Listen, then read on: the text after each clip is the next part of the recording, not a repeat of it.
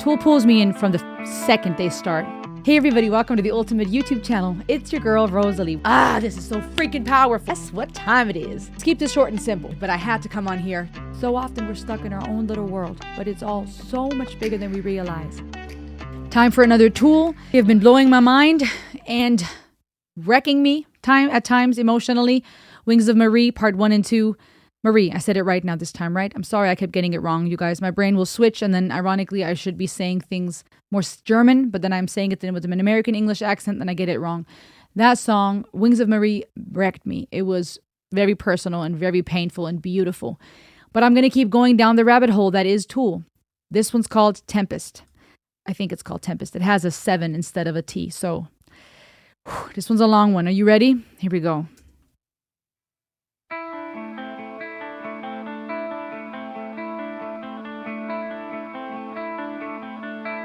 Fear inoculum. Inoculum is a substance used for inoculation. The source of material used for inoculation. The action of immunizing someone against a disease by introducing infective material. Interesting. Are we inducing fear into the system, or are we inducing fear to become immune to it? Powerful title for an album, obviously. Go figure. Tempest. Why is the T a 7?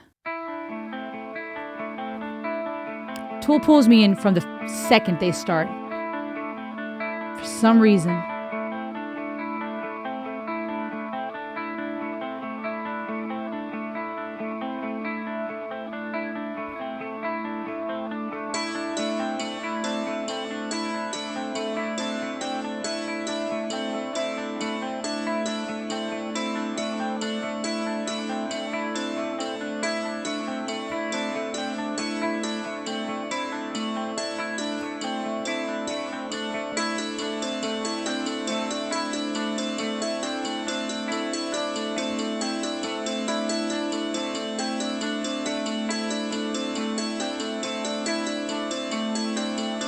Wow, the way those notes are playing with each other. It's almost like one sped up version of the other.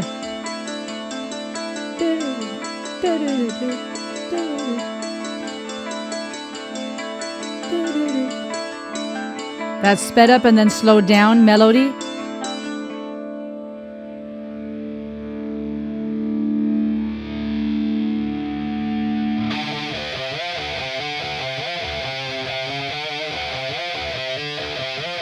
Almost feels like that image is moving.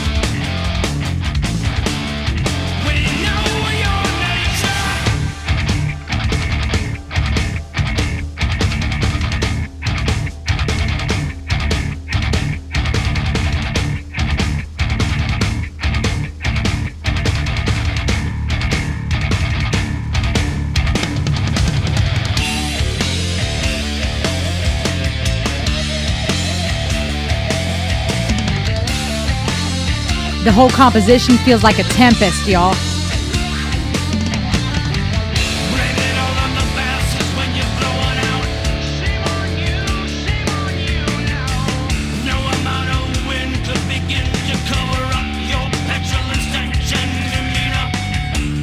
Cookies and cream, so it seems we're not buying your to the estate.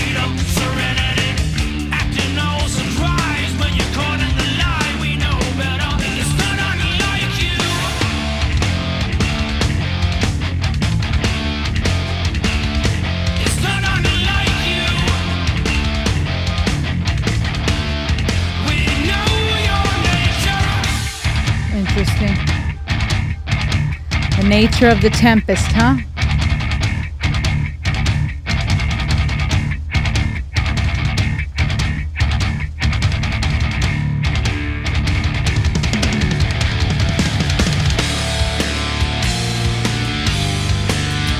The shift in composition is just...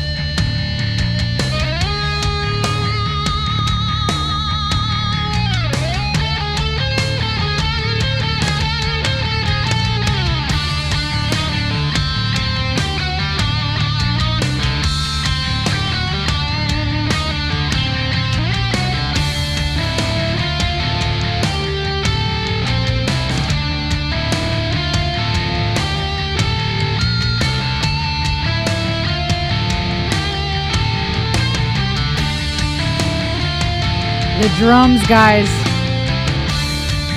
And that guitar solo. This is making me experience the Tempest. It's like painting this picture musically. Vivid. You can almost feel the wind and the rain and the storm coming.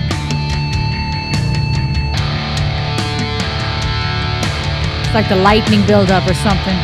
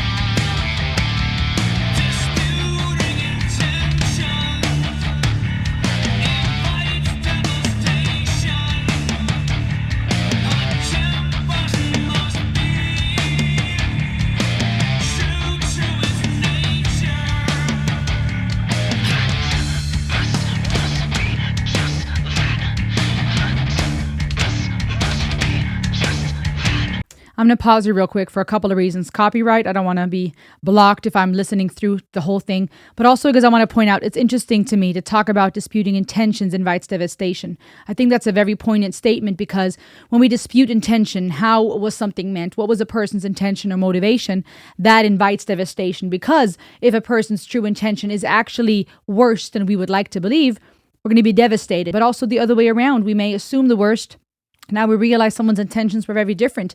It causes devastation. It causes people to be confused, disappointed. It causes division. From a storm's perspective, an actual literal tempest, then we may find the same thing. If I'm looking at the intention of the storm, I may find myself devastated, only to realize that there's nothing the tempest can do about the situation because it's going to be what it's going to be. It also makes me think of how we sometimes psychologically may process why people do what they do. And this dance between having a free will, a choice in our actions, but also sometimes realizing people will do what being means to them. Maybe they're being all that they think they can be. And in our mind, we might think they should do something else or be something else, but maybe they're really just being. I'm going to make up a random name, Susie. Susie is being Susie in all her Susiness. And everything that is Susie. The stuff we may agree with or may not agree with. Maybe we think Susie should be a little bit more like Michael, but Susie is operating as a Susie. And that's her reality and as far as she can think and process and be. Different ways we could take that psychologically. What does it mean to be something? Do we have a choice? Is there something more we can grow to? Or are we just being? Different ways we can philosophically look at this, or it raises questions, I guess you could say. Let's keep listening. This is a total just ride. An extensive piece. That build up.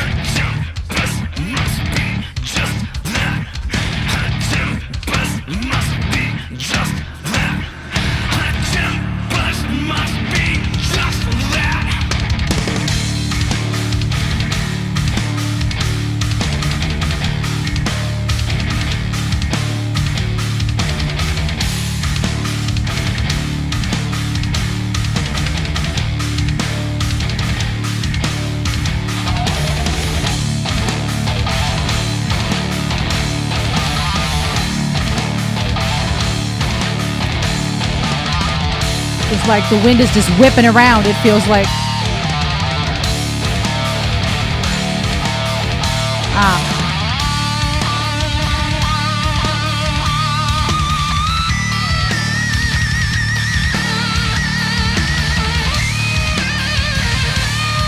These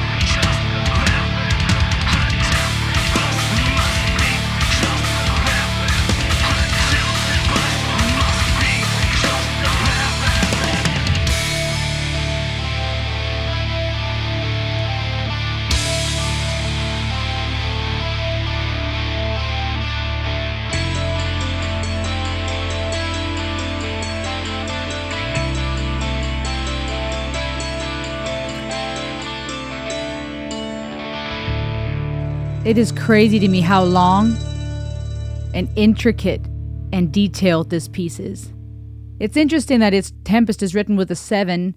I believe some people are saying because it's the 7th track of the album, also the 7th, 8th time signature that was being used. I think there were speculations that maybe in the songwriting process, the way the T was written looked like a 7. Whatever the case, it speaks just to the unique artistry of this band.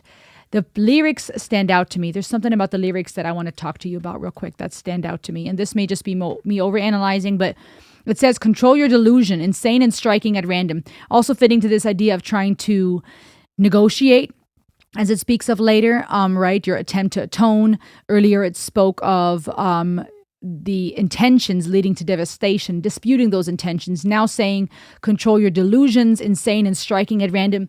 It makes me think of this idea of saying, hey, you cannot control the tempest. Disputing and debating what the intentions are will only lead to devastation. Having delusions about it is going to be of no good because the tempest strikes at random. And it was fitting to the composition because of the random time signature, the all over the place, yet so fitting. It was crazy how wild this track is, how intricate the guitar solos, the drums, the 7th, 8th time signature, the interludes, if you will, without any lyrics. This entire composition feeling like a tempest and feeling random and wild and chaotic and yet structured. And yet it was a full song and it had a beginning and an end and it had a purpose and a method. But yet if I were to try to now dispute the reasons for this song, the intentions for this song, it may just lead to devastation because I might find myself realizing I have no idea what I'm talking about. So there's this duality here, this dichotomy between the chaos of the composition and yet there being structure, fitting to the idea of a tempest, which is chaotic and unpredictable, and yet we give it a name, yet there is a beginning and an end to it, yet we can see the effects of a tempest. That's the thing with life, is life, even that in between death and life, birth and death, is unpredictable and wild. We don't know when it's our time to go. We don't know all the things that will happen. We can't control it all, but yet there's frames that we use and have and that are valid that we use to label and frame our existence, from a career and a job and a spouse and a family to our dreams and aspirations to names we give things that we try to contain the tempest that is life, if you will. But to point out that these intentions will lead to devastation, disputing those, that the delusion must be controlled because there's just no point striking at random, victim of your certainty. It almost feels like saying, if you want to have certainty, something to control and hold on to, you will become a victim to it because this tempest will strike at random. You cannot predict or control it. Therefore, your doubt's not an option. This is so powerful philosophically and psychologically because we're saying here, hey, the tempest is just doing what a tempest does, by the way. A tempest must be just that.